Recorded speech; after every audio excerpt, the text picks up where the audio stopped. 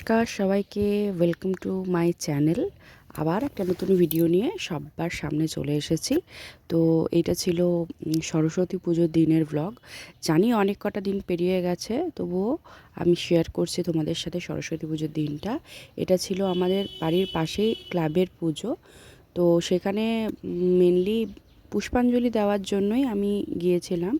তো বিষয়টা হচ্ছে যে বাড়ির মানে পার্সোনাল বাড়িগুলোতে তো অনেক সকালেই পুজো হয়ে যায়, বাট ক্লাবগুলোতে একটু দেরি হয়।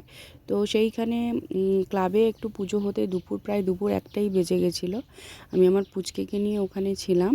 তো এটা ছিল আমার সরস্বতী পুজোর লুক। আমার সরস্বতী পুজোর এই জামদানি শাড়ি ইয়েলো কালারের কেমন হয়েছে সবাই অবশ্যই কিন্তু কমেন্টস করে জানিও। আর যদি তার সাথে কোনো অ্যাডভাইস থাকে অবশ্যই আমাকে জানিও। তো সরস্বতী পুজোর দিন আমার এখানে থাকার কথা ছিল না, বাট অ্যাক্সিডেন্টালি এটা আমার মায়ের শাড়ি ছিলাম বলেই মায়ের শাড়িটা আমি পরে নিয়েছিলাম। কেমন লাগছে অবশ্যই কিন্তু জানিও। তারপর দুপুর 1টা বাজার পরে ঠাকুরমশাই চলে এসেছিলেন আর পুজো শুরু হয়ে গেছিলো। দেখো আমাদের মাকে কেমন লাগছে সবাই কিন্তু জানিও, এবং সবাই বাড়িতে কেমন পুজোর ডেকোরেশন করেছিলে সেই ডেকোরেশনের যদি কোনো এক্সপিরিয়েন্স থাকে সেটাও জানিও।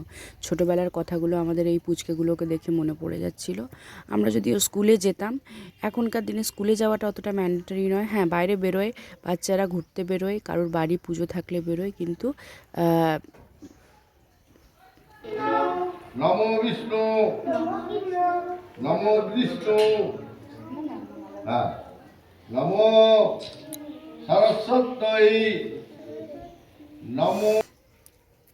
এরপরেই মানে পুষ্পাঞ্জলি চলছিল, যে আমার পুচকে পুষ্পাঞ্জলি দিচ্ছিল। আমার নিজের চোখে এই জিনিসগুলোকে অভিজ্ঞতা করতেই চেয়েছিলাম, এবং ওকেও একটা এক্সপিরিয়েন্স দিতে চেয়েছিলাম বা সামনে পুজো দেখতে বসে কেমন লাগে।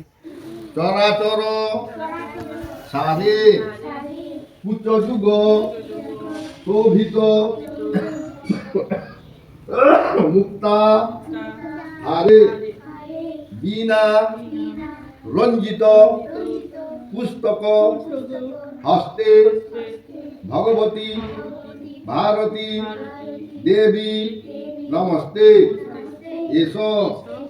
এরপরে ঠাকুরমশাইয়ের আশীর্বাদ নেওয়ার পালা। সবাই পুচকেগুলো যারা যারা পুষ্পাঞ্জলি দিতে বসেছিল এক এক করে ঠাকুরমশাইয়ের সামনে গিয়ে প্রণাম করে আশীর্বাদ নিচ্ছিল। তো আমার পুচকেকেও ঠাকুরমশাইয়ের আশীর্বাদ করছিলেন।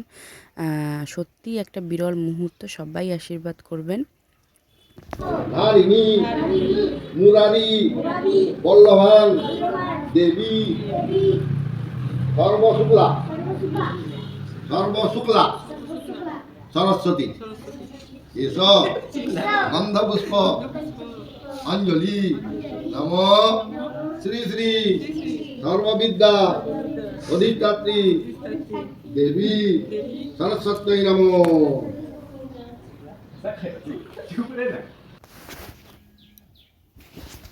এরপরেই পুজো প্রায় কমপ্লিটের দিকে, আর আমি ওখানে বসেই সবার সাথে, সব বাচ্চার মায়েরা ছিল, আমরা বসে পুজো কমপ্লিট হওয়াটা দেখছিলাম।